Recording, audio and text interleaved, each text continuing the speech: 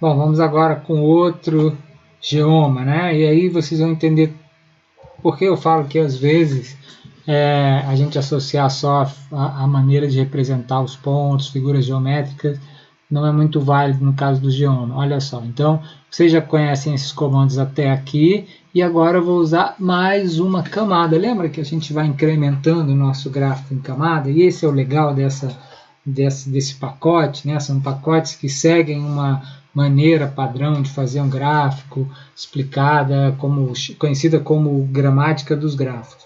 Então, depois de todo esse gráfico, ele falou, olha, eu quero colocar mais uma camada, eu quero separar os meus gráficos pela classe. E aí, essa é uma notação para essa função aqui que faz parte desse conjunto de geomas do ggplot, ok? E aí, o face wrap não é nem mais um geoma, mas uma transformação no gráfico, ok? Então, aqui quer dizer que ele vai separar tudo por classe. E aí, ele vai fazer um gráfico para cada, né? A escala é sempre a mesma em todo gráfico, mas ele vai fazer um gráfico para cada, né?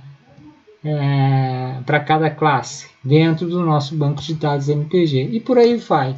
Eu tenho Face Grid, que vai fazer a mesma coisa, só que você vai definir aqui quais são as linhas e quais são as colunas, ou seja, os três tipos de drive, ó, ok? São esses três, F4FR, né, de tração, DRV, e os tipos de cilindro, ok? SE, YL, legal? Então, e aí a gente vai crescendo aí os nossos dicionários. Eu posso colocar jitter, né? Jitter é um ponto, só que o que ele faz? Em vez de ele botar um ponto sempre com o mesmo x e y, ele coloca uma coisinha aleatória. Então é muito interessante quando você tem vários pontos um em cima do outro. E aí quando ele mexe nesses pontos, às vezes tem lugares que você tem pontos muito juntos, né? Um ponto em cima do outro, e aí o que ele faz é separar esses pontinhos, ok? Esse gráfico aqui eu acho que ficou ao contrário, mas deixa eu ver, mesma coisa aqui, né? Então você quer garantir que não tem ponto escondido, ok? Esse é o geoma jitter, né?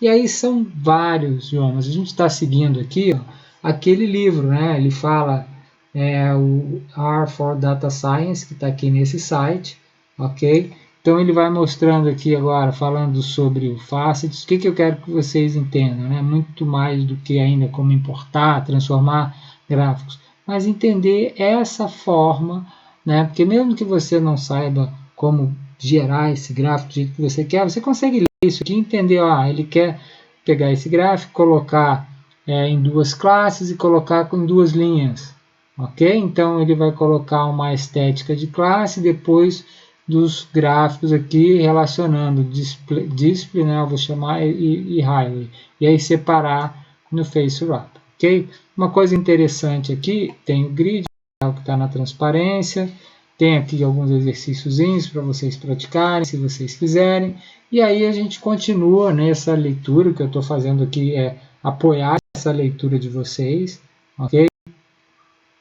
Muito mais para vocês entenderem essa ideia de como fazer esses gráficos, né?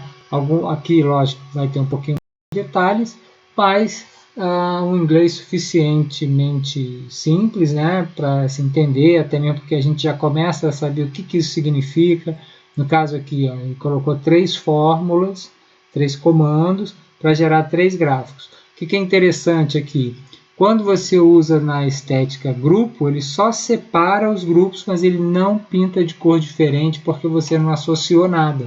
Ele só quer repartir os grupos. Então você vai ver que no segundo gráfico ele fez 3 grupos iguais com a mesma estética. Já quando eu uso color aqui, ok? O que ele vai fazer? Ele vai separar os grupos de acordo com essa variável, vai pintar com cores diferentes. Aqui não está aparecendo a legenda, porque ele colocou que a legenda é igual ao show legend, né? Igual a false.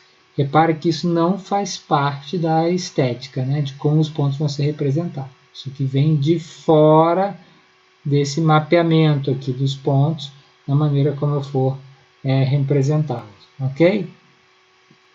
Então, a gente vai crescendo, só com essas pequenas coisas, a gente vai criando aqui várias possibilidades, né, de fazer gráfico. Então, olha só nesse caso aqui que interessante, ele fez o ponto e depois ele falou, eu quero fazer agora a reta, mas só para um conjunto de dados. Então, apesar de dado estar definido aqui, eu sei que vocês não sabem como filtrar ainda os dados, ok? Isso a gente vai aprender um pouquinho depois, isso está lá na parte 5, transformações de dados, mas o que ele está fazendo aqui? Ó? Eu quero fazer um filtro em todos os meus dados MPG, onde a classe, que é uma das colunas, né, um dos atributos, uma das colunas, seja igual a esse valor subcontátil. Então, ele acrescentou uma plotagem usando o mesmo x e y, mas usando outros dados. Ok? Olha que legal. Então, ele tinha um conjunto de dados aqui para fazer o ponto e ele usou outros dados para fazer a sua reta, e no caso aqui, SE significa que ele não quer o intervalo de confiança, então não vai aparecer aquela mancha cinza, né, em cima. Se eu quisesse colocar uma cor diferente nessa reta, bastaria do lado de fora colocar color alguma coisa. Para que ele não mudou a estética, ele continua colocando x e y, usando os atributos aqui de x e y nas colunas, né? Mas ele filtrou os dados. Então, esse dado, na verdade, é um subconjunto dos dados totais. E aí, em cima desse subconjunto, ele fez a reta só daquilo que interessava. Então, essas flexibilidades vão aparecendo, aos pouquinhos a gente vai usando, mas o legal é conseguir entender o espírito, né, a ideia dessa montagem de gráficos, e aí facilmente vocês vão conseguir olhar um comando, passar para esse gráfico é legal, quero fazer um gráfico igual a esse aqui, passar para a estação de trabalho de vocês, repetir esse comando. A única coisa que você vai ter que mudar é o mapeamento dos dados, os seus dados são diferentes às vezes do exemplo, mas nada que a gente não consiga fazer com algumas alterações. Legal? Obrigado então, pessoal.